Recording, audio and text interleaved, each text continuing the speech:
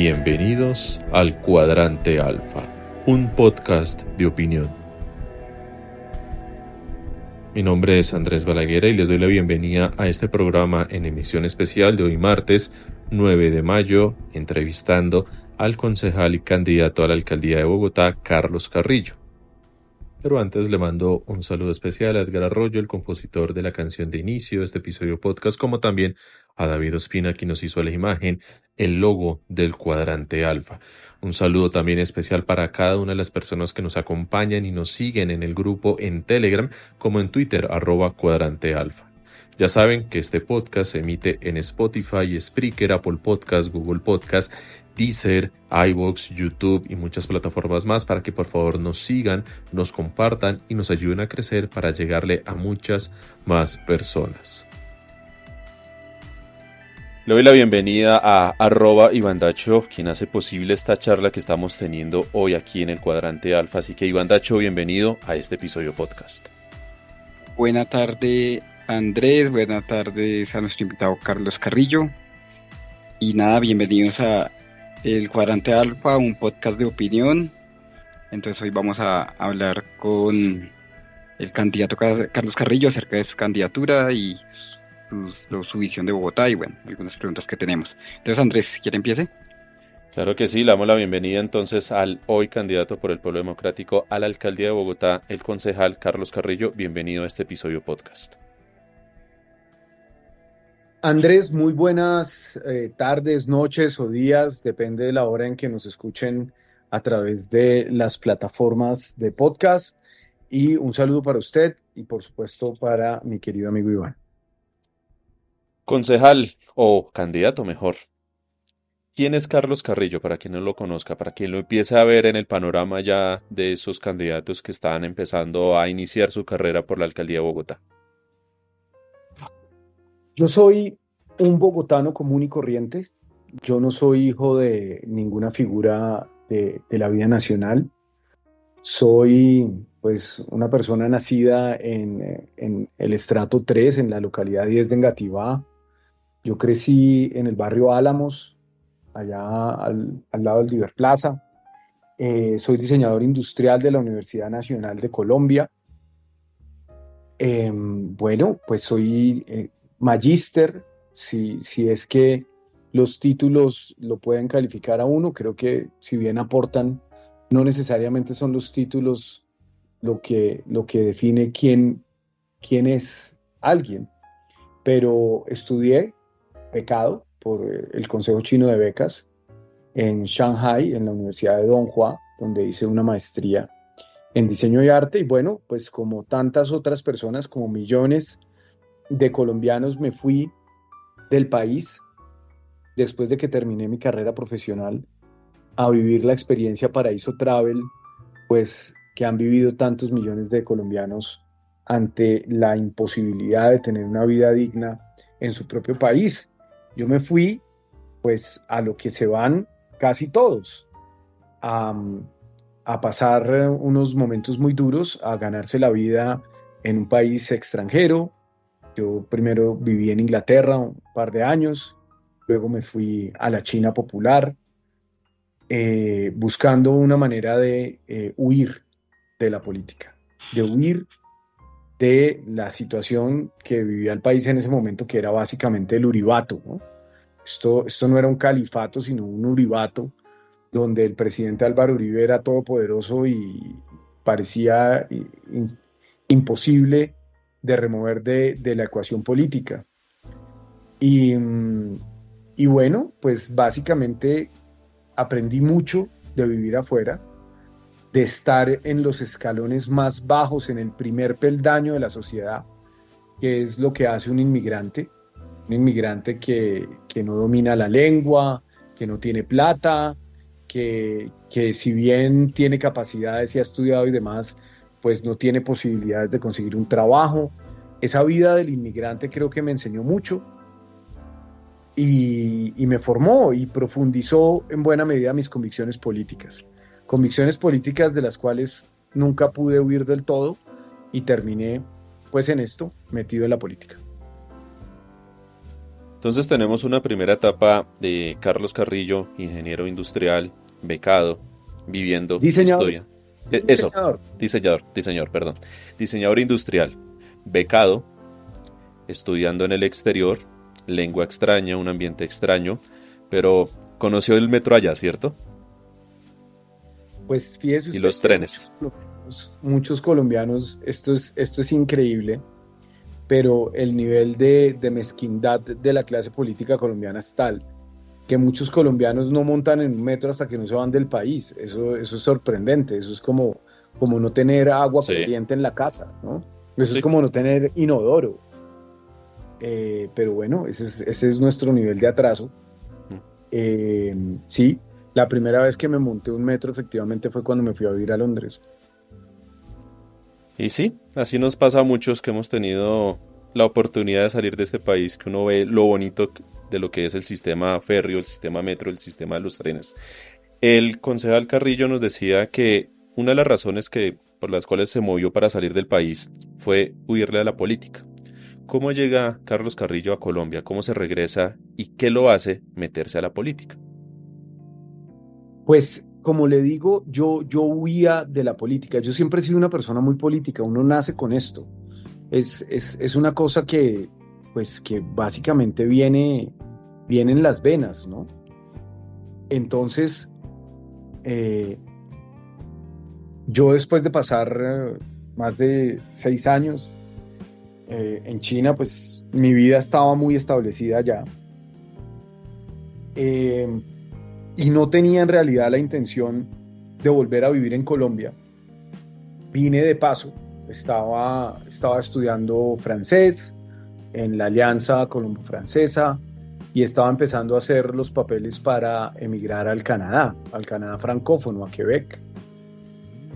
Y pues un poco fue como, bueno, ya estuvo bueno de China. China tiene unas complejidades, eh, nuevamente para personas altamente políticas como yo, eh, el tema del sistema político y de las críticas que a veces uno pueda tener a ese sistema, pues también empezaron a agotarme un poco. Después hice un proceso de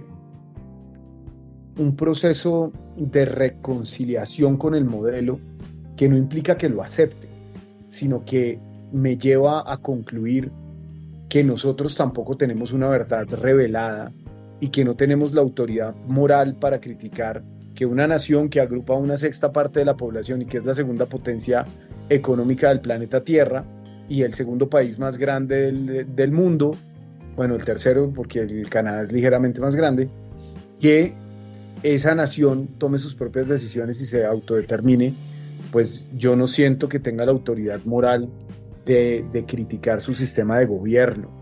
Pero bueno, eso es un tema complejo en el que habría que profundizar mucho más. Entonces, digamos que un poco cansado ya de 6 años en la China, pues pensé en emigrar a otra parte, pero no contemplaba la posibilidad de volver a vivir en Colombia porque me parecía extremadamente difícil, me parecía demasiado sacrificio, porque claro, tenía un título de maestría y todo lo que fuera, pero ya sabemos cómo es la vida en Colombia. Entonces, el simple hecho de tener que vivir en una ciudad con una infraestructura tan atrasada como es Bogotá, hace que uno lo piense dos veces, por más de que sea su ciudad y la quiera y todos en últimas queremos morir en el lugar donde nacemos, pero es demasiado.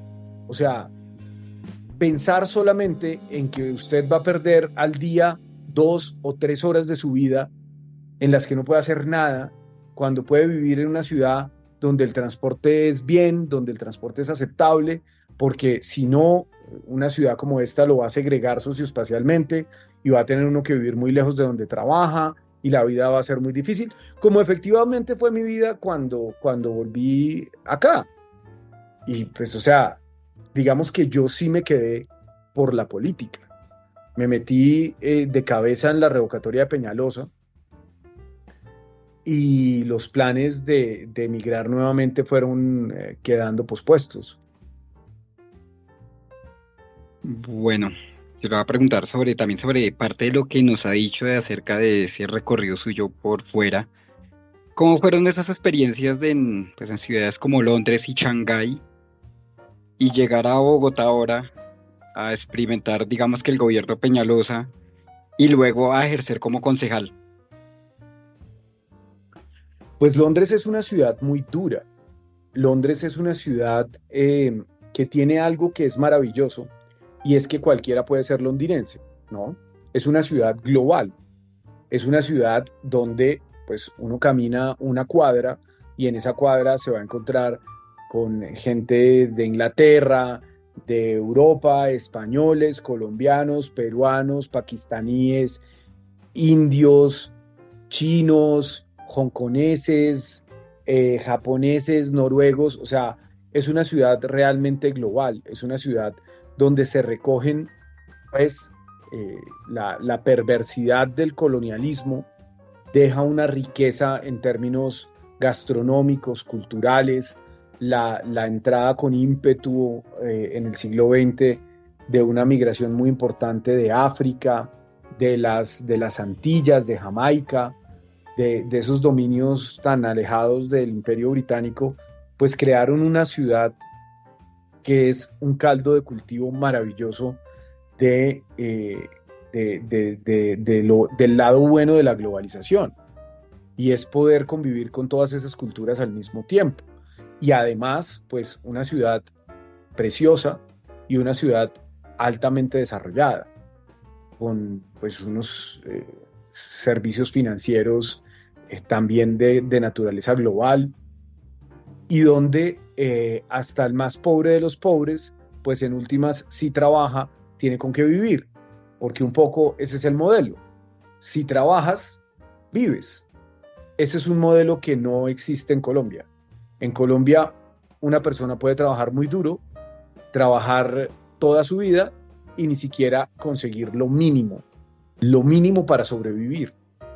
Son sociedades que ni siquiera por la generosidad de sus gobernantes, sino por la realidad de las tensiones en los días del comunismo, pues terminan implantando un estado de bienestar para que el sistema pueda mantenerse. La única manera de mantener andando el capitalismo en ese tipo de sociedades, pues es entregando un mínimo de bienestar a todos. Eso aquí no ha pasado, porque aquí ni siquiera se ha consolidado un capitalismo suficientemente desarrollado para garantizarle a la gente lo mínimo y pues alejarlos de las ideas revolucionarias. Aquí se ha alejado a la gente de las ideas revolucionarias es a través de la mentira, de la estigmatización y por supuesto de la violencia, ¿no? Pero bueno, nuevamente nos estamos yendo a otra discusión. Londres es una ciudad extraordinaria con una oferta cultural inmejorable, con unos museos gratuitos impresionantes, y además pues vale la pena recordar que yo no soy un político formado y no lo digo porque esté huyendo a la responsabilidad de ser político. Estoy orgulloso de ser político, así parezca un crimen el solo hecho de denunciarlo. Yo creo que el servicio público es honroso y que se puede llevar con dignidad, y es parte de las razones por las que insisto en tratar de acceder al poder, porque creo que los funcionarios públicos, que los servidores públicos, sí podemos hacer una carrera política manteniendo la cabeza en alto y diciéndole a la gente: yo no me entregué, yo no me torcí, yo no me vendí. Entonces, pues sí, yo estoy muy orgulloso de ser político, pero no soy formado como político. Yo no estudié economía, yo no estudié derecho, yo no estudié ciencia política, yo no estudié sociología, yo estudié diseño industrial, una carrera pues muy cercana a la arquitectura, una carrera proveniente de los días de la Bauhaus en Alemania, en la Facultad de Artes. Y pues a mí lo que me gustan son los museos y la historia del arte y la historia de los objetos y la cultura material. Digamos que ese tipo de cosas son las que más me apasionan. A mí me gustaría más estar hablando aquí de cuadros de Mark Rothko que estar hablando de Juan Daniel Oviedo y de Molano y no sé de qué más me van a preguntar. Pero pues es una ciudad que le permite a uno un desarrollo pleno, ¿no? Porque si uno trabaja unas horas, tiene con qué vivir. Yo estudiaba inglés porque no hablaba la lengua en el momento en el que me fui a vivir ahí, pues yo les acabo de decir, yo crecí en la localidad 10 y allá no es que los colegios sean muy bilingües, ¿no? Los colegios donde estudié pues no tenían el bilingüismo como una prioridad y yo no hablaba con fluidez la lengua inglesa cuando llegué a vivir a Londres. Entonces, pues bueno, fue un gran desafío de vida, sobre todo porque entendí qué tanto le aporta a una vida de un ser humano ese bienestar que ofrece el Estado, porque yo no lo tenía por ser extranjero. Y Shanghái, tú en Shanghái, ¿cierto? Sí, allá viví 6 años. Yo me fui, la primera vez que fui a Shanghái, viajé desde Londres en un vuelo muy barato a través de Rusia, en Aeroflot, que era el pasaje más barato. Estuve más o menos un mes recorriendo la China. Fue un viaje pues maravilloso, un viaje de mochilero por ese país inmenso sin saber una palabra en mandarín. Estamos hablando de ya hace tiempo, ¿no? Porque el tiempo pasa y yo ya no soy legalmente joven. Entonces, pues estamos hablando de finales de la década, de la primera década del 2000, 2008, y esa China rural todavía era, o sea, cada vez que uno va a la China se nota el cambio, pero en el 2008 todavía viajar solo por la China representaba un desafío. No había teléfonos inteligentes, no había Google Translator que lea los avisos, o sea, era una experiencia dura viajar sin hablar una palabra de mandarín por la China, pero fue un viaje maravilloso. Digamos que me sorprendió mucho el nivel de desarrollo de la China en ese momento, porque un poco yo seguía con esa concepción eurocéntrica de que no hay nada mejor que Europa es insuperable, ¿cierto? Que pues mea máxima culpa, estaba equivocado, pero yo creo que muchos ciudadanos tienen esa estructura mental y es creer que el modelo de desarrollo es el norte global, es Estados Unidos, Nueva York, Londres, París, Berlín, y resulta que hay un mundo muy extenso y muy valioso y además muy rico en términos culturales por fuera de ahí. Entonces me postulé para la beca y me fui. Mi pareja en ese momento vivía allá y bueno, pues digamos que fue una experiencia muy interesante. Y estudié, aprendí y es una vida mucho menos dura, ¿no? O sea, cuando uno es inmigrante en Londres, pues básicamente está en lo más bajo de la sociedad. Ser estudiante becado en Shanghái, extranjero, tiene unas implicaciones distintas. Pues hay una cierta consideración de parte de los chinos, o lo había por lo menos en ese momento hacia los extranjeros, que eran una novedad, entonces pues era más fácil conseguir un trabajo de medio tiempo, o cualquier cosa, hasta ser extra de película, o sea, es como, no era difícil ganarse la vida. Bueno, interesante recorrido de Carlos, pues como ciudadano de Londres, ciudadano de Shanghái. Y bueno, pues digamos que ahí me imagino todo ese aprendizaje y todo lo que fue estar en dos ciudades de las más importantes, porque Shanghái ahorita se posiciona como una ciudad de las importantes del mundo. Y volver a nuestra capital, a Bogotá, y encontrarse este panorama, creo que si no estoy mal, usted volvió cuando el alcalde era Gustavo Petro y el presidente era Santos, o me equivoco. Yo volví justo antes de la elección de Peñalosa, sí, efectivamente. Listo. Y bueno, ¿qué se encontró y qué lo animó a interesarse, pues volver a activar el chip político, interesarse por la ciudad y nada, llegar ahorita a lo que es a ser concejal de Bogotá? Eh, ¿Qué me motivó? Pues fue una cosa fue una cosa realmente muy rara, fue una cosa que yo en ningún momento busqué. O sea, es como, yo volví a Colombia, me indignó profundamente que Peñalosa tuviera posibilidades de volver a ser alcalde.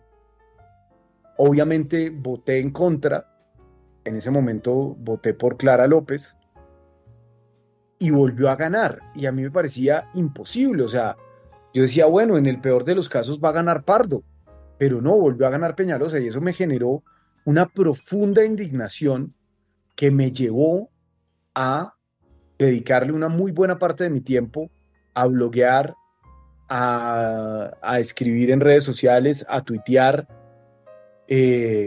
como oposición desde lo ciudadano, como activista ciudadano en contra de ese gobierno que me parecía iba a tener unas consecuencias terribles para el futuro de Bogotá. Sobra decir que no me equivoqué, ¿no? O sea, lo peor que le pudo pasar a Bogotá fue haber elegido a Peñalosa en el 98 y luego lo peor de lo peor fue haberlo vuelto a elegir. Eso es una cosa, pues creo yo que yo no sé, es como una cosa masoquista, ¿no? Es como desenterrar a Bogotá y volverla a matar. No, es terrible, realmente es terrible. Y eso me llevó a participar en algunas causas, a investigar. Luego, pues, escribí el artículo de Peñalosa y del Trancón de Intereses, donde denuncié el conflicto de intereses, donde logré documentarlo. Luego vino,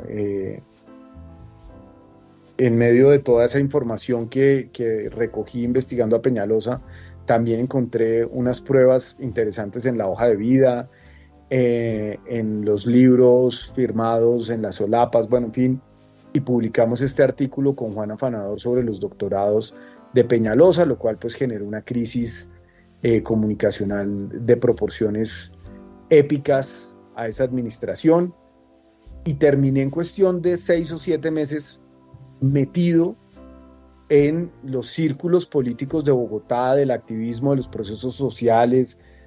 Yo no tenía ni idea de cómo era eso, yo no sabía qué era el MOIR, yo no conocía, yo no tenía ni idea que unos eran trotskistas y otros foquistas y otros de la FARC y otros no sé qué. O sea, de verdad que yo era completamente virgen en términos políticos y terminé encabezando el proceso de revocatoria de Enrique Peñalosa, de verdad sin proponérmelo. Fue una cosa muy espontánea y pues que empieza a enseñarle a uno cuáles son los monstruos de la política, cuál es el nivel de odios y de rencillas que se pueden despertar cuando la gente está compitiendo por el poder. Y esta es la hora, pues después de ya 6 años, un poco más de estar metido en esto. A ver, eso fue 8 años van a ser, eso fue 2016, 7 años largos de estar metido en esto, pues hoy puedo decir que efectivamente la política engendra todo tipo de monstruos y que son muy pocas las personas en la política en las que se puede confiar. Política difícilmente tiene amigos, ¿no? Puede llegar a tener aliados, pero amigos de verdad, muy pocos. Bueno, y nos encontramos ahora este panorama. Carlos Carrillo, candidato por el Polo Democrático a la alcaldía. ¿Cómo ves? Dígame. ¿Cómo ve el tema de Carlos Carrillo, que ha sido elegido candidato por el Polo a la alcaldía de Bogotá? Precandidato, digamos, para la consulta. Pues ya no va a haber consulta. Y explíquenos por qué, ¿qué pasó? Pues no va a haber consulta porque las otras candidaturas no aceptaron la consulta y yo no me puedo ir a consulta solo, básicamente. Probablemente la registraduría no va a permitir una consulta de un solo candidato. Pero yo hablé la semana pasada con Gustavo Bolívar, la UP, que tiene una candidata que a mí me parece excelente, que es Heidi Sánchez. Yo a Heidi la respeto muchísimo, La quiero como amiga en lo personal, llevamos años trabajando juntos y estoy absolutamente convencido de sus calidades como persona y como política y me encanta su candidatura. Em, pero pues su organización política y ella toman la decisión de no ir a consulta, sino de buscar otro tipo de mecanismos. Yo me reuní con Gustavo Bolívar, apenas volvió a Colombia, y pues hablamos, tuvimos una conversación muy productiva, muy fructífera, pero pues también en algún punto de la conversación tengo que dejarle claro que las inscripciones a la consulta están a punto de cerrar y que si él quiere ser candidato, pues debe ir a una consulta y medirse, porque una decisión tan importante como la de la alcaldía de Bogotá debe refrendarse en las urnas. Nosotros tenemos aspiraciones que son legítimas. Mi aspiración es legítima, la de Gustavo Bolívar es legítima, la de Heidi Sánchez es legítima, y el mecanismo, en mi opinión, más adecuado para dirimir quién debe ser el candidato, pues debe ser la consulta. Además, el pacto histórico y del presidente para abajo, todo el mundo dijo durante meses que las candidaturas uninominales se iban a definir por consulta. De hecho, yo ya llevaba tiempo avanzando con Guillermo Alfonso. Heidi, la concejal Sánchez, anunció su consulta hace muy pocos, su aspiración a la alcaldía hace muy pocos días, ¿no?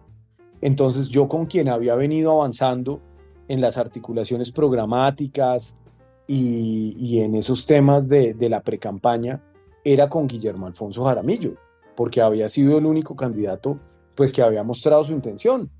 Y estábamos de acuerdo con ir a una consulta y medirnos. Esas consultas son muy difíciles porque son elecciones frías, la gente no sabe que hay elecciones, digamos que es aún más difícil para los candidatos de opinión, pero a mí eso no me importa.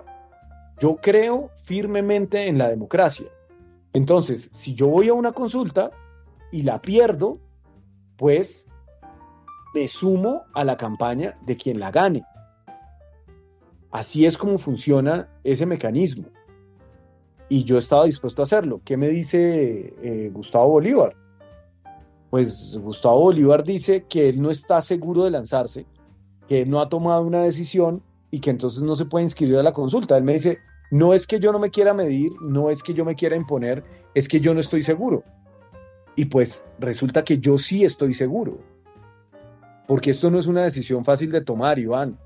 Esto no es que uno se levanta un día por la mañana, se toma un tinto y dice, ¿será que voy a cine por la tarde o me lanzo a la alcaldía de Bogotá? No, eso no es así. Esto es una decisión que implica un compromiso real de pensar en la posibilidad de asumir 4 años de servicio de 24/7 durante los 365 días del año, que implica sacrificar en términos personales un montón de cosas y que por supuesto implica saberse uno mismo capaz de asumir la jefatura de una ciudad como Bogotá. Entonces, eso no es de pronto sí, de pronto no. Yo lo tenía absolutamente decidido y lo tengo absolutamente decidido desde hace un par de meses y me costó mucho llegar a esa decisión y los tiempos de la registraduría son inamovibles. Si el 4 de mayo no se inscribían los candidatos a la consulta, pues ya no había consulta. Entonces, pues no me pude inscribir a la consulta, no va a haber consulta y tendremos que buscar otro mecanismo para que el pacto histórico tenga un candidato único. Entonces, Nada, esperemos que se dé y siga Andrés. sí, es que aquí esto que nos dice Carlos Carrillo obviamente cambia mucho el panorama, porque una cosa es escoger candidato a través de una consulta, que por las cuentas que me da el concejal Carrillo sería Carlos Carrillo, Polo Democrático, está la candidata que mencionó de la UP y habría otro que podría ser un Bolívar, podría ser alguien más, entonces serían 3 candidatos, en teoría quienes iban a postular sus buenos nombres en una consulta. Si esto cambia, entonces, ¿qué? ¿La carrera a la alcaldía de Bogotá iría al Polo Democrático solo con Carrillo y los otros 2 partidos, 3 partidos, movimientos del pacto histórico irían independientes? Pues vea, había un afán que tenía que ver con la consulta, porque pues lo que te digo, el 4 cerraba la consulta,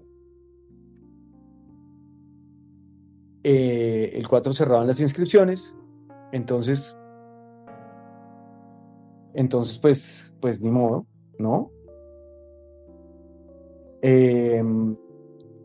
Pero ahora esos tiempos cambian, porque las inscripciones comienzan en junio, finales de junio.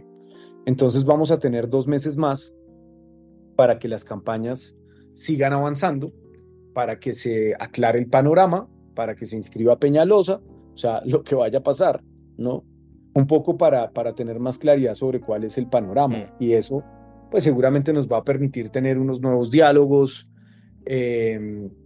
consolidar la propuesta programática, que a mí me parece es lo más importante. O sea, vea, siempre se habla de eso. Usted siempre va a ver, como pasó con Claudia López hace 4 años, el pueblo dijo, firmamos un acuerdo programático. Eso es carreta.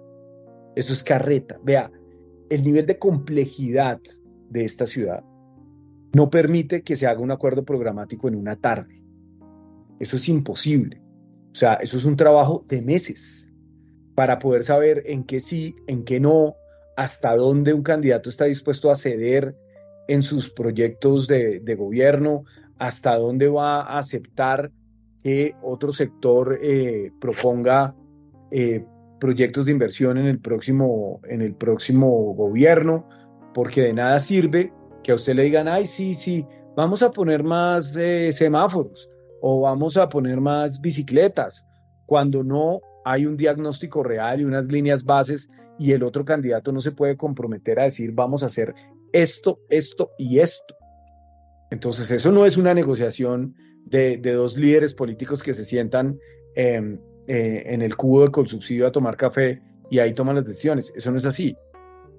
Entonces, el esfuerzo que nosotros venimos haciendo en el tema programático es bien grande, justamente para que en caso de que se llegue a acuerdos políticos, esos acuerdos políticos se puedan dar sobre verdaderas bases programáticas. Así que pues hay que esperar a que pase el tiempo. Lamentablemente ya no va a haber consulta. Yo sí creo que el mejor camino aquí para dirimir en democracia cuál de las aspiraciones es la que debe ser es la consulta, pero pues ya no fue. Ya no fue la consulta. Me imagino que, bueno, hay otras alternativas. Se han hecho en otros partidos, que son las famosas encuestas internas o lo que decía la asamblea de los partidos, y hay acuerdos como lo dice. Sí. Pero es que acuérdese de una cosa, y es que aquí no hay un partido. Aquí hay una coalición de muchos partidos. De muchos partidos, pero tengo entendido que esa coalición ahorita tiene, bueno, esos muchos partidos tienen ahorita 2 candidatos firmes, que son Carlos Carrillo y la candidata de la UP. En este momento sí, pero sigue el rumor andando por ahí de que Gustavo Bolívar va a ser candidato, pero pues digamos que sigue siendo un rumor. Da unas declaraciones donde parece ser candidato, después da unas donde parece no serlo, entonces pues es bien complicado. Esos rumores a la larga terminan haciéndole daño a ustedes, de forma directa o indirecta. Yo no diría que daño, porque pues la idea de esto es construir una candidatura unitaria, la idea es que el pacto tenga un único candidato, porque además esa es la forma de pasar a segunda vuelta. Aquí se nos viene olvidando que por primera vez la alcaldía de Bogotá va a tener segunda vuelta. Entonces todo cambia. La forma en la que ganó, por ejemplo, Gustavo Petro, que fue convirtiéndose en un fenómeno de opinión, conquistando unos públicos que le habían sido esquivos hasta ese momento y consiguiendo una votación de alrededor de 700,000 votos, eso ya no va a volver a pasar, porque hay segunda vuelta. Entonces, pues, si queremos ganar la alcaldía de Bogotá, lo primero es llegar a segunda vuelta. Yo entiendo el triunfalismo, y aquí de pronto cuando ustedes inviten, no sé, a Molano, cuando lo inviten, Molano les va a decir, ¿cuál segunda vuelta si yo voy a ganar en primera? Pero eso es carreta, nadie va a ganar en primera, porque hay muchas aspiraciones que no se van a bajar. Entonces, ¿quién no se va a bajar? Lara no se va a bajar. Galán seguramente va a ser candidato. Oviedo no se va a bajar. Molano no se va a bajar. Entonces, vamos a llegar con una primera vuelta fragmentada y una segunda vuelta de alianzas. Pero el problema es que hay que aprovechar, pues digamos que hay una ventaja muy grande hoy con el proyecto Pacto, y es que el proyecto Pacto ya unifica a toda la izquierda en Colombia, con la excepción de ese grupo marginal que es el MOIR, pero toda la izquierda ya está en el pacto. Entonces, las posibilidades que tiene el pacto unificado con una candidatura de pasar a segunda vuelta son muy altas. Esos pronósticos siempre se han manejado desde que se supo que se iba a implementar ya la segunda vuelta electoral en Bogotá, más que todo teniendo en cuenta pues que el pacto histórico fue muy fuerte en las elecciones tanto de Congreso como de Presidencia, más que todo en las de segunda vuelta. Aquí entonces yo le pregunto lo siguiente a Carlos Carrillo. Teniendo en cuenta todo este panorama, ¿cuáles van a empezar a ser sus ejes de campaña para enfrentar toda esta coyuntura, todo este desarrollo, todo este día tras día para llegar a esa primera y después eventual segunda vuelta? Bueno, pues los cronogramas y eso, digamos que una campaña, esta es la segunda campaña que yo hago en mi vida, ¿no? O sea, la primera y única campaña que había hecho era la del Consejo. Eso pues es una escuela importante, pero no tiene nada que ver con el tamaño de una candidatura como esta, ¿no? Es otra cosa. Esta es una candidatura que está buscando 1.800.000 votos, ¿no? Que va a requerir de unos presupuestos pues que yo no tengo, ¿no? De unos apoyos políticos que son de otra escala, sin duda alguna. Entonces, pues, estoy aprendiendo un poco, ¿no? Cómo hacer este tipo de campañas. Y, pues, ese día a día de la campaña, pues, yo ya lo vivo. Es como, básicamente, el candidato no tiene vida, ¿no? Entonces, hay una entrevista a las 6 de la mañana aquí. Nosotros seguimos sesionando en el consejo. Entonces después viene la sesión, después hay que cuadrar un almuerzo con alguien, después hay que atender más gente por la tarde. Ahorita estoy teniendo esta entrevista maravillosa con ustedes.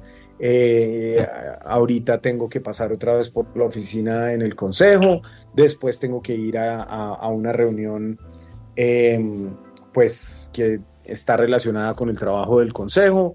Después tengo que ir a un evento que seguramente a ustedes les va a gustar mucho. Si quieren ir, es en el pub ahí de Quinta Camacho, con los amigos del Combo 2600 que les gusta tanto Transmilenio. Bueno, en fin.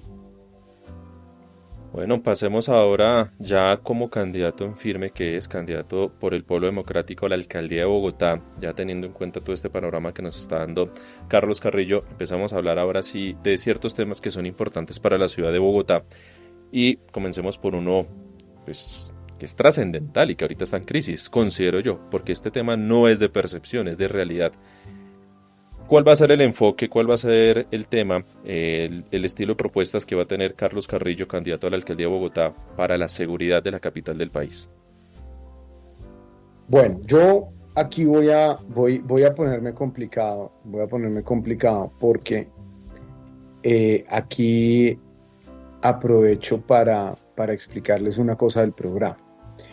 Y tiene que ver con cuál es la aproximación conceptual que nosotros hicimos al diagnóstico de la ciudad. Van a ver cuando inviten a Molano, o sea, cuando inviten a Molano, cuando inviten a Lucía Bastidas, cuando inviten a Juan Daniel Oviedo, cuando inviten a cualquier candidato de derecha, les va a decir, el principal problema de Bogotá es la seguridad. Y en mi gobierno, en mi alcaldía, vamos a aumentar el pie de fuerza. Vamos a utilizar tecnología. Vamos a utilizar reconocimiento facial y vamos a construir más cárceles para guardar a esos bandidos. Y vamos a traer a Bukele como secretario de seguridad, ¿cierto? Eso es lo que le van a decir todos. pero están echándose cuentos, porque el problema no lo ha solucionado ni uno, ni otro, ni otro, ni otro, ni otro gobierno haciendo lo mismo. Porque si bien las encuestas dicen que la mayor preocupación de los bogotanos es la seguridad, eso lo que hace es que las propuestas de los candidatos, por razones de métricas, porque lo midieron, se enfoquen en la seguridad. Pero eso no implica que hayan hecho un diagnóstico real de cuál es el origen del problema. Y si usted no sabe cuál es el origen del problema, yo le pregunto, ¿cómo lo va a solucionar? Si usted tiene una fuga, un escape de agua en la casa y llega y la sala está inundada, pues lo primero que tiene que hacer es saber por dónde está saliendo el agua, cuál es el origen del problema. Y el origen del problema es mucho más complejo que un problema simplemente policivo. Y eso no solamente pasa con el tema de seguridad, pasa con todos los temas. Entonces, como la ciudad es un organismo tan complejo, nosotros lo que hicimos fue desarrollar una metodología propia para diagnosticar esa complejidad. Y pues bueno, eso implicó hacer unos recorridos por la ciudad, escuchar a la gente, hacer unos grupos focales, trabajar mucho para empezar a construir una propuesta que no sea un diagnóstico impuesto desde una evaluación tecnocrática y superior hacia abajo, sino que sea una propuesta de modelo de ciudad construida realmente desde las bases hacia arriba. Esa metodología nos funcionó muy bien, nos ha funcionado muy bien, pues digamos que dentro de los magros recursos que tuvimos, pues logramos hacer una serie de reuniones y de escuchar un número pues significativo de ciudadanos, pero las pistas que nos dio ese trabajo nos permitió generar una propuesta que está dividida en 5 ámbitos. Y ya que pues este no es un espacio como por decirles algo, no sé, el debate del espectador donde lo dejan hablar uno un minuto, sino podemos extendernos un poquito más, pues más o menos les doy un esbozo. No les puedo echar el cuento completo porque nos vamos a demorar mucho, pero sí les puedo dar un esbozo de cuál es la estructura de ese programa de gobierno. Hay 5 ámbitos y los ámbitos no son sectores, no son temáticos, o sea, no es que haya un ámbito seguridad, un ámbito transporte, un ámbito educación, no es así. El ámbito es una construcción conceptual que implica tener una frontera, ¿cierto? Imagínense ustedes una ameba, ¿no? Una cosa, una célula que tiene una membrana, que tiene una frontera conceptual. Pero dentro de ese ámbito habitan unos ecosistemas de problemáticas que están en todas partes, que están en educación, que están en salud, que están en recreación, en el sector que ustedes quieran, porque así son los problemas de la ciudad. La ciudad es un organismo viviente que proyecta la complejidad de la sociedad humana. Entonces, esos 5 ámbitos tienen dentro unas dimensiones, ¿cierto?, que nos permiten generar ese diagnóstico que va a traducirse en política pública, que es lo que hace un alcalde.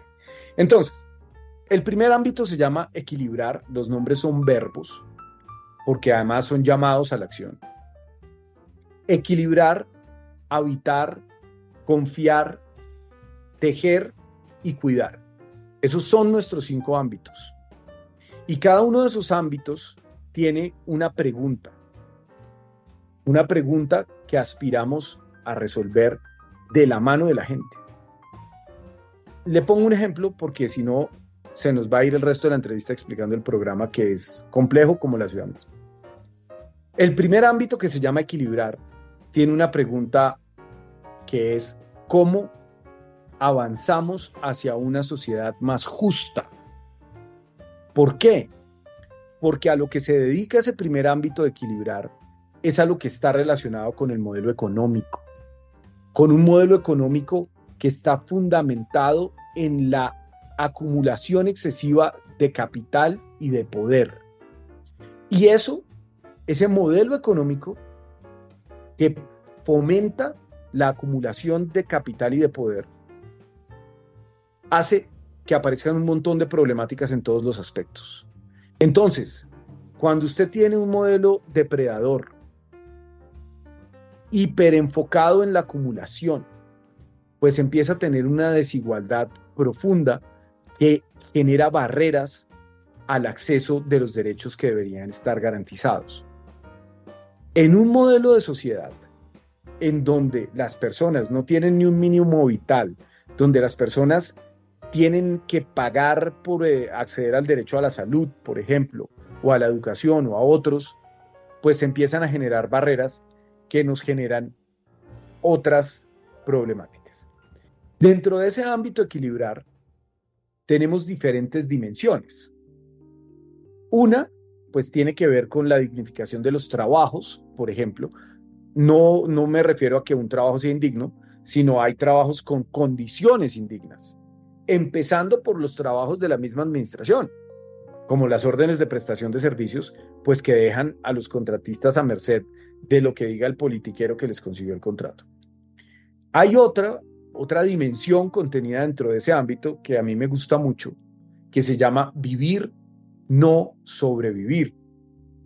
¿Por qué? Pues porque resulta que la vida no solamente se da en función de la productividad, ¿eh?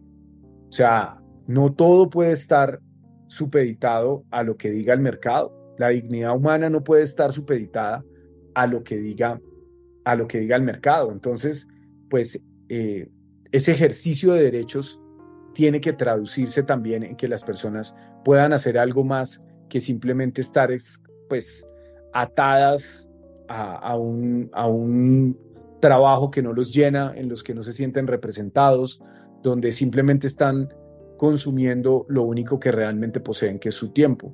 Puedo seguir 2 horas más, pero para que vea para que después no diga que no le contesté la pregunta. Sí se la contesté. Vea, dígame un problema concreto de seguridad y va a ver que está relacionado con todos estos aspectos que le digo. Un problema que se roban las bicicletas, ¿cierto? Que se roban las bicicletas está relacionado con el modelo económico que engendra personas que no tienen la capacidad mínima de sobrevivir y de ganarse la vida. Tiene que ver con el diseño físico de la ciudad, ¿cierto? Con la inexistencia de ciertas infraestructuras. Tiene que ver con un ámbito que a mí me parece importantísimo, que es confiar, en donde nos preguntamos qué esperamos de la alcaldía, qué esperamos de la administración. La ruptura en la confianza con las instituciones genera unas problemáticas extremadamente graves. La gente no denuncia, la gente no cree en la justicia, la gente no cree en la policía. La policía tampoco ha logrado reconciliarse con la ciudadanía. Bueno, el ámbito que tiene relación con la acción colectiva es importantísimo porque con la ausencia de civismo que hay en Bogotá, tampoco vamos a resolver nunca el problema. Vea, yo se lo aseguro. Usted puede poner 200.000 policías en Bogotá. Si usted no soluciona los otros problemas, la seguridad no va a mejorar. Yo entiendo esto que nos dice Carlos Carrillo y es un tema también a la hora de observar y de analizar, como nos lo han enseñado tradicionalmente, los problemas de una ciudad como Bogotá, o si uno también los mira un poco más grandes, los problemas de un país. De cierta forma, nosotros con Iván Dacho, armando aquí la lista de temas, habíamos entonces hecho un listado de temas. Entonces, por ejemplo, los centramos en propuestas de movilidad, seguridad, salud y demás. Y esto que nos dice Carlos Carrillo me hace replantear todo esto. ¿Por qué? Porque uno lo ve como algo demasiado cuadriculado y como si cada cosa tuviera una solución independiente y cada tema fuera independiente a los demás, ¿cierto? Esto que nos dice Carlos Carrillo, en mi entender, es mirarlo más bien no como algo listado, algo cuadriculado, sino algo más bien como circular, en donde cada cosa tiene su efecto, ¿cierto? Causa-efecto, en donde hay un origen de las cosas y hay una causalidad y se van dando una serie de consecuencias como tal. Esto para Así es. llevárselo a entender a esa persona que nos pueda estar escuchando o que lo pueda estar escuchando en otros escenarios ya, cada vez que la campaña vaya avanzando, muy seguramente le van a salir, así como le hice yo en su momento, propuestas sobre temas de seguridad, propuestas sobre temas de movilidad. La pregunta es, ¿cómo sacar de ese esquema cuadriculado que pueda tener el elector de Bogotá para que vea que los problemas de Bogotá ahorita se pueden abordar de una forma circular, en donde se toca una cosa y se puede tocar otra cosa y eso nos va a ir desencadenando otras situaciones que puedan, en este caso, beneficiar a la ciudad? Sí. Yo le pongo un ejemplo que nos permite entenderlo fácilmente y es el cuerpo humano mismo. Un cuerpo humano saludable es el que cuida todas las partes, el que se cuida como un todo. Un cuerpo humano saludable es el que come bien, el que duerme bien, el que hace ejercicio, el que tiene buen aire, el que tiene agua limpia, el que tiene acceso a una tranquilidad emocional también, espiritual, mental, de todas las formas. Si una de las cosas falla, es porque quizás todas las otras hasta cierto punto están fallando. Subdividir un organismo complejo en sistemas, que pues es un pensamiento de naturaleza cartesiana, funciona en teoría para entender ciertas cosas. Si yo desarmo este computador desde el que les estoy hablando, lo puedo hacer así. Entonces yo voy a sacarle las teclas, ¿cierto? Voy sacando las teclas y después las volvemos a poner, ¿no? Y Sí. quito la pantalla y después la vuelvo a poner. Si yo tengo el conocimiento, yo puedo desarmar este computador y las herramientas, puedo desarmar este computador y después se lo vuelvo a armar. Usted no puede hacer eso con un organismo vivo. Simplemente no puede. Porque usted no puede despegarle un brazo y volvérselo a pegar. No se puede. Eso no funciona así. Y si usted afecta un pedazo, él va a dejar de funcionar o va a funcionar a medias. Y lo mismo pasa con la ciudad. De nada sirve que usted resuelva el problema de las vías, por ejemplo, y tenga las mejores vías del mundo y tenga unas autopistas así, pues como las gringas. Si no tiene agua o un sistema de salud o un sistema de educación o está rota ese tejido del civismo, la ciudad no va a funcionar. Hay que hacer una aproximación holística a los problemas de la ciudad. Y eso suena complejo, pero pues yo estoy absolutamente seguro de que las personas que nos escuchan son perfectamente capaces de entender la complejidad, porque los seres humanos a lo que nos dedicamos es a complejizar. Entonces, mirando a Bogotá como un cuerpo humano, Bogotá tiene hoy muchas dolencias, ¿cierto? Está infectado, por ejemplo, con un tema de seguridad, tiene una dolencia en el tema circulatorio, movilidad, el tema de salud y otras cosas más. Lo que entiendo yo entonces con esto que nos dice Carlos es que esas decisiones que se van a empezar a tomar abarcan diferentes puntos a la vez. Sí. Y, y ahí Sí, cómo sería el tema, porque pues digamos usted tiene que nombrar un secretario de movilidad, secretaría de salud, un secretario de educación, alguien encargado del IDRD, bueno, entonces secretaría de general de la mujer, o sea, digamos cómo articular todo eso. es que eso está en el fondo teórico de la propuesta. La política, vea, aquí estamos acostumbrados a la política, recientemente a la política Kardashian, ¿no? Entonces, todo en la política es espectáculo y entonces el candidato tiene que llegar volando, con pólvora abajo, ¿no? Tiene que bajar como si estuviera en el Circo del Sol y es una puesta en escena. Y yo no niego que la política tiene un cierto grado de espectacularidad porque siempre la ha tenido. Pues, y la política hoy es la democracia, pero no en todas partes. Y no solamente la política ha sido la democracia. Y ustedes ven esta semana cuando se corona Carlos III del Reino Unido, pues eso es una puesta en escena absolutamente escenográfica, teatral, con obispo y capas de oro y armiño y diamantes y bueno, y Dios haciendo presencia en la coronación. La política siempre va a tener un contenido espectacular. siempre va a tener una escenografía, siempre va a tener una majestad, pero no podemos pensar que la política es solo eso, que la política es solamente la imagen y el afiche y la foto y el eslogan y la comunicación. La política puede ser cualquier cosa menos trivialidad. La política no puede ser frívola. Entonces, esta construcción conceptual alrededor de la ciudad nos sirve para diagnosticar y para hacer las propuestas.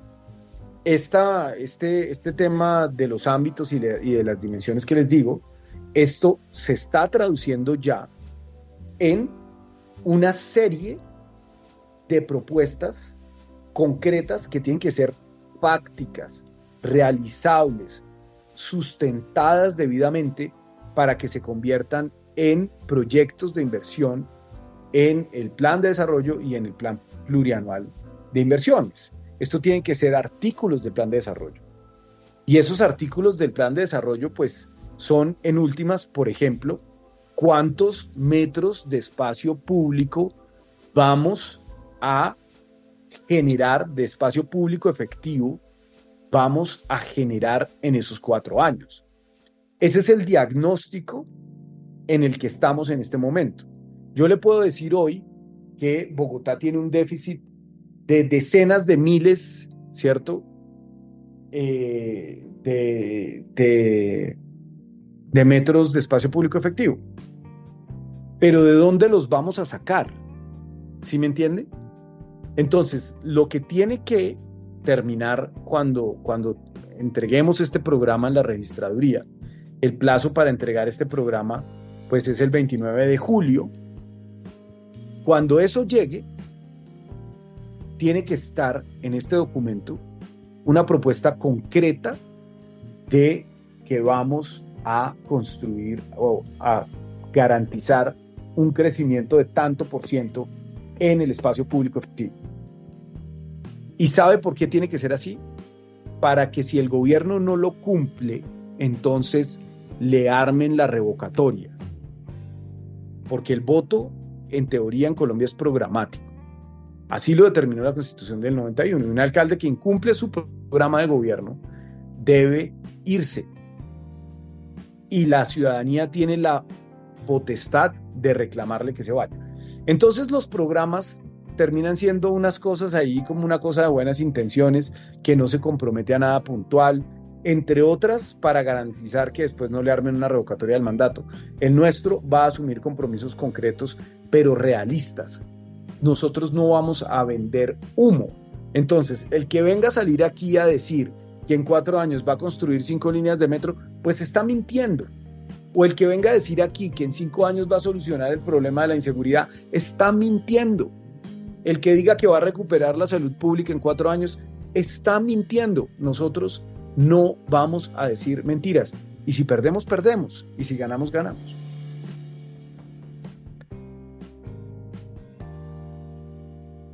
Sigo con lo mismo. Todo esto lo veo de una forma circular. Y esto también es un tema de romper paradigmas, insisto con esto, porque la gente está muy acostumbrada, muy educada, muy asimilada, por decirlo así, a ver todos los temas de formas individuales. Esto, por lo que veo, concejal Carrillo, exigirá una fuerte pedagogía y más que todo una fuerte estrategia de comunicación, saberle dar toda esta información, todo este núcleo de intenciones que tiene para la ciudad de Bogotá a través de su candidatura, llevárselo a las personas para que cuando hagan el voto lo hagan de forma consciente y lo hagan informada. ¿Qué estrategia, cómo lo ha visto, qué vamos a ver del concejal Carlos Carrillo en campaña a la alcaldía de Bogotá? Sí, señor, eso que usted dice es absolutamente cierto. Y fíjese que una de las decisiones de por qué definir los ámbitos como verbos es porque nos facilita convertir eso en piezas comunicativas. Usted me va a decir que estoy exagerando y que soy muy vanidoso, pero yo de cierta manera visualizo estos ámbitos hoy convertidos en piezas de comunicación política, en piezas audiovisuales que cuenten historias de gente común y corriente que es la que hace esa masa que conforma la ciudad. Cuando usted va, por ejemplo, por decirle cualquier cosa, al ámbito tejer, que es el que se preocupa por cómo mejorar la acción colectiva de la gente,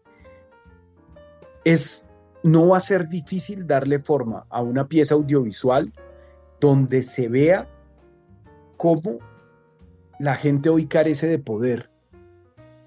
Y le pongo un ejemplo puntual de un caso en el que la gente carece de poder. Si usted está esperando el SITP, no sabe cuánto se va a demorar, porque los paraderos no tienen información adecuada, porque las aplicaciones no necesariamente funcionan con precisión o porque no todo el mundo las tiene. Vea, hace décadas que están inventados esos sistemas de información. Los paraderos, desde antes de la tecnología digital, incluso de formas análogas, tenían ese tipo de información en algunas ciudades del mundo. Si usted no tiene la información, usted no puede quitarse del paradero, porque usted no sabe cuándo va a venir el bus.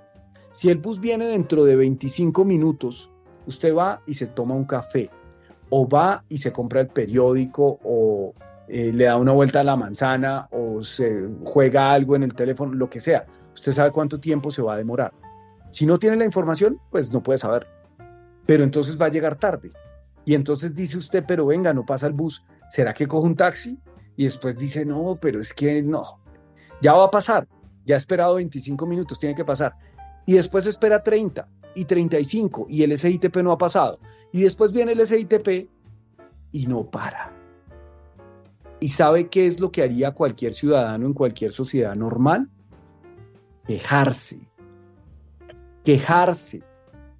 Y este es un Estado tan irrespetuoso y tan violento con los ciudadanos que a usted no le permite quejarse. Ahí hay un numerito escrito en el paradero donde nunca le van a contestar. Y la frustración ya le pudo arruinar toda la mañana. Y llegó tarde y de mal genio. Y bueno, en fin, o sea, ese tipo de pequeñas cosas son mucho más grandes de lo que parecen. Porque ese tipo de pequeñas cosas dan cuenta de cuál es la estructura real del Estado y de lo poco que importa a la persona. Nosotros vamos a hacer una pieza comunicativa, por ejemplo, ahí, cuando consigamos los recursos, además, porque no tenemos plata, para darle poder a la gente. Una pieza donde quede claro que la intención de nuestro gobierno va a ser darle poder a la gente, como las Panteras Negras, Iván. All power to the people. Perfecto. Y bueno, hablando de todo este tema de equilibrar, habitar, confiar, tejer, ETV, las tecnologías de la información, ¿cómo entran ahí y cómo ve el tema de la gestión de la ETV, lo que le va a quedar a Bogotá de la ETV? ¿Cómo ve este tema de la ETV? Eso es importantísimo. Nosotros creemos que las empresas públicas son indispensables en la búsqueda del bienestar común. Son primero grandes generadores de riqueza, pero también pueden ser, como es el caso de la ETV, proveedores de tecnología, de bienestar en general. El tema de los servicios públicos es algo que nos preocupa muchísimo. Vamos a fortalecer sin duda la ETV de la mano de sus sindicatos con los que siempre he tenido cercanía desde que entré en esto de la política. Hay una estigmatización terrible en contra del sindicalismo en Colombia. Los sindicatos de la ETV, las personas que conozco, son ejemplares. Son personas que se preocupan por el bienestar de su empresa, que la quieren, que la han protegido de esos intentos de saqueo y de privatización y que hacen su trabajo de la mejor manera. Entonces, pues, la ETV es un activo estratégico que hay que cuidar y que hay que hacer competitivo. Ojalá pudiéramos avanzar desde la empresa a tomar la delantera en la provisión de nuevas tecnologías, pero para recuperar esas rentas. Fíjese usted lo que pasa, y eso ya lo han hecho muchas veces. Entonces, desde el gobierno, desde lo público, se hacen unas inversiones gigantescas como por ejemplo la que se hizo cuando comenzó la telefonía celular en Colombia. Se invierten dineros públicos ahí y después se privatiza a precio de huevo. Eso no puede pasar. Esa inversión pública tiene que ir a fortalecer la empresa, pero también a hacerla productiva, a ponerla en la vanguardia, a que no pierda clientes. Los últimos gerentes de la ETB lo que han querido es marchitar la empresa, eso es evidente. Y el mal servicio al cliente que a veces se da, la tercerización de muchos servicios, la falta de estrategias realmente bien pensadas para posicionar a la empresa, pues le han hecho mucho daño y eso en nuestro gobierno no va a pasar. Bueno, ya se nos ha cumplido la hora de programa, que era el tiempo que teníamos aquí pactado con la agenda, muy ocupada agenda del concejal y candidato a la alcaldía de Bogotá, Carlos Carrillo. Yo sé que todo esto es muy interesante para seguir desarrollando. Espero poderlo tener aquí en este espacio nuevamente, ya cuando también el panorama un poco de lo que son ustedes, Polo Democrático, con el resto de movimientos y partidos que conforman el pacto histórico, también tengan ya mejor establecido qué es lo que va a pasar con la carrera hacia la alcaldía de Bogotá. Por el momento, hoy Carlos Carrillo es orgulloso candidato del Polo Democrático, ¿cierto? Bandera amarilla. Sí, señor. Muchísimas gracias y siempre muy complacido de estar con ustedes. Concejal Carlos Carrillo, yo aquí tengo un enlace que me habían pasado antes por interno donde están todas sus direcciones, está su página de Facebook, el YouTube, el Spotify, el Twitter. Por ahí lo escuché que hablaba de algún blog, ¿todavía lo tiene vigente o algo así como para de pronto? Sí. ¿No? ¿Posibilidades de que vuelva a escribir? Cuando, pues si gano la alcaldía lo dudo mucho. No creo que me vaya a quedar tiempo. Bueno, eso es difícil, pero bueno, hay algunos mandatarios que no sé cómo han hecho, pero han sacado libros mientras ejercen el poder. Bueno, concejal Carlos Carrillo, muchísimas gracias por estar aquí en el Cuadrante Alfa, los mejores éxitos en su carrera por la alcaldía de Bogotá y esperemos que los demás partidos también sepan estar a la altura de esta coyuntura política, de esta coyuntura necesaria que tiene la ciudad de Bogotá. Entonces, los mejores éxitos y también agradecimientos a Iván Dacho por habernos traído aquí al candidato Carlos Carrillo. No siendo más, yo me despido y que tengan un muy buen resto de semana.